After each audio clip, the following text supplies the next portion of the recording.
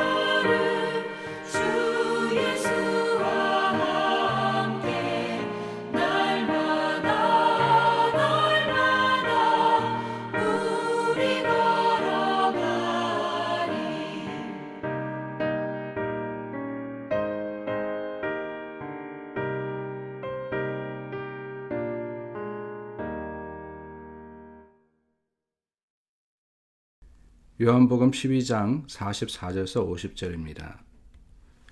예수께서 외쳐 이르시되 나를 믿는 자는 나를 믿는 것이 아니요 나를 보내신 이를 믿는 것이며 나를 보는 자는 나를 보내신 이를 보는 것이니라. 나는 빛으로 세상에 왔나니 물은 나를 믿는 자로 어둠에 거하지 않게 하려 함이로라. 사람이 내 말을 듣고 지키지 아니할지라도 내가 그를 심판하지 아니하노라. 내가 온 것은 세상을 심판하려 함이 아니요 세상을 구원하려 함이로라.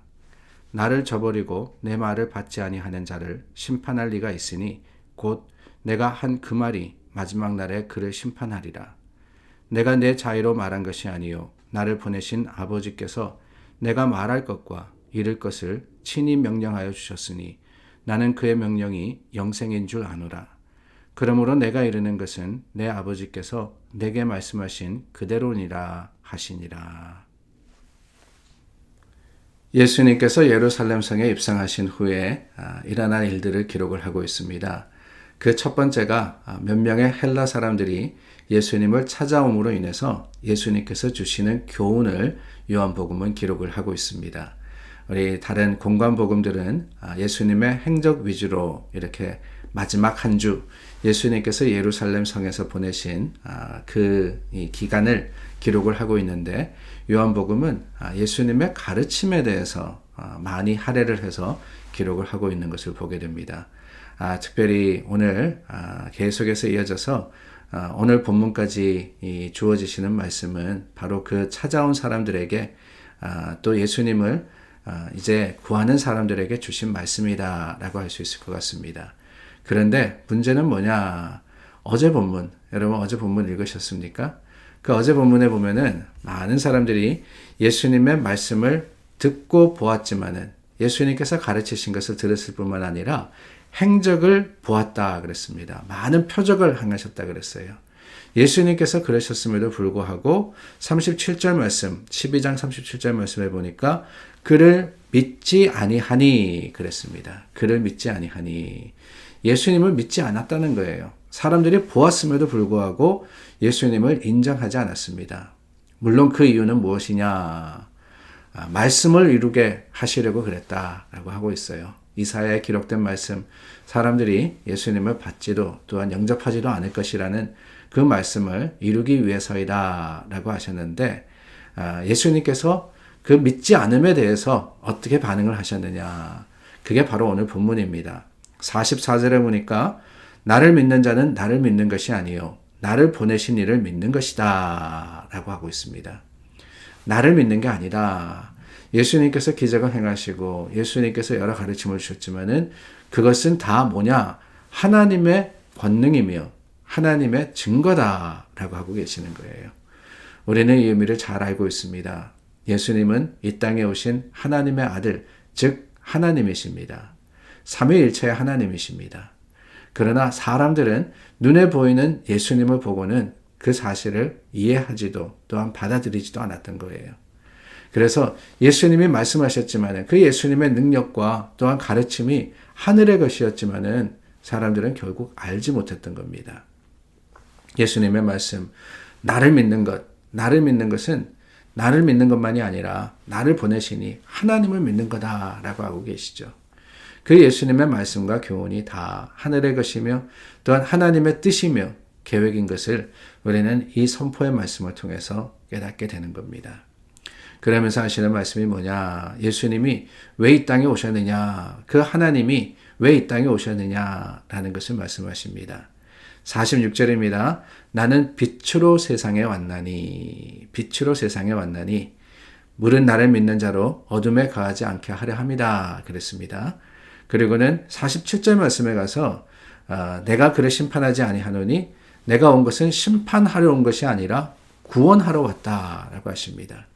46절과 47절 말씀에 이 두 단어가 대조되어서 나오죠. 빛과 어둠이라는 단어입니다. 그리고 심판과 구원이라는 단어입니다. 예수님은 빛으로 이 땅에 오셨고 구원을 이루려고 오셨던 겁니다. 그래서 빛과 구원이 함께 가는 것이고 어둠과 심판이 함께 가는 거예요. 심판이라는 것 그렇습니다.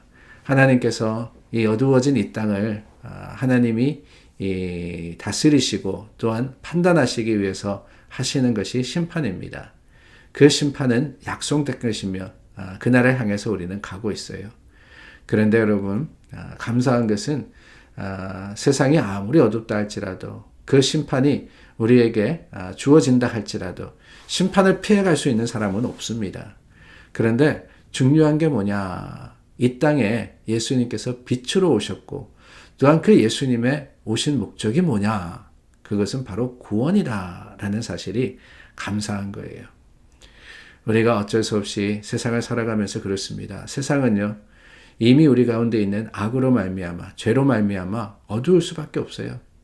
세상이 왜 이렇게 악하냐? 세상 사람들이 왜 이렇게 각박하냐?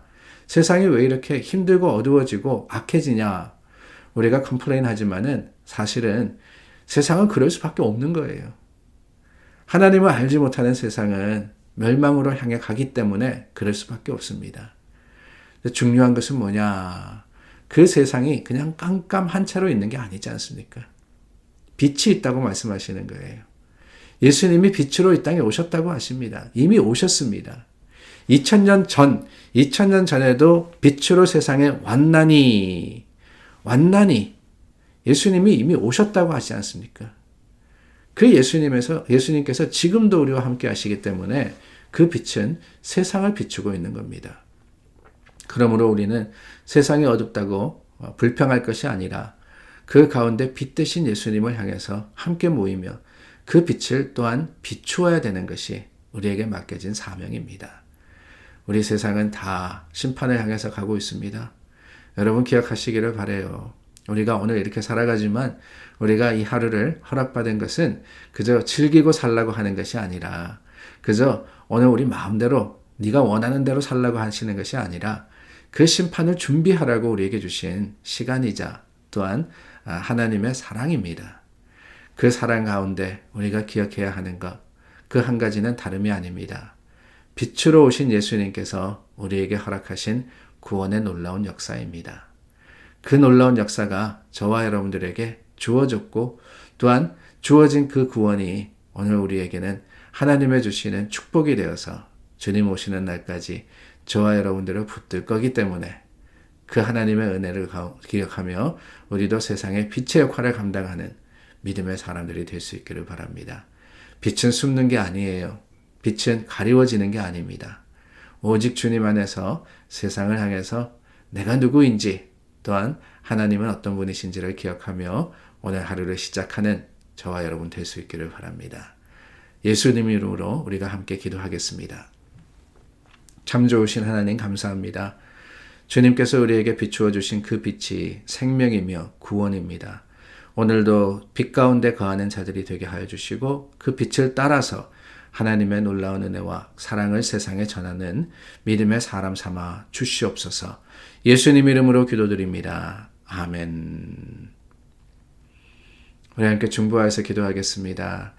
이제 사순절을 향해서 가고 있습니다. 우리 말씀도 예수님의 마지막 일주일의 행적과 또 가르침을 배우고 있는데 동일하게 우리 사순절을 향해서 우리가 가고 있고 사순절이 지나면은 이제 종려주일이 되고 부활주일이 됩니다. 4월 말까지 이어지는 이 기간 동안 우리가 하나님 앞에 다시 한번 열심으로 또 믿음으로 서는 기회가 될 수 있기를 바랍니다. 기도하겠습니다.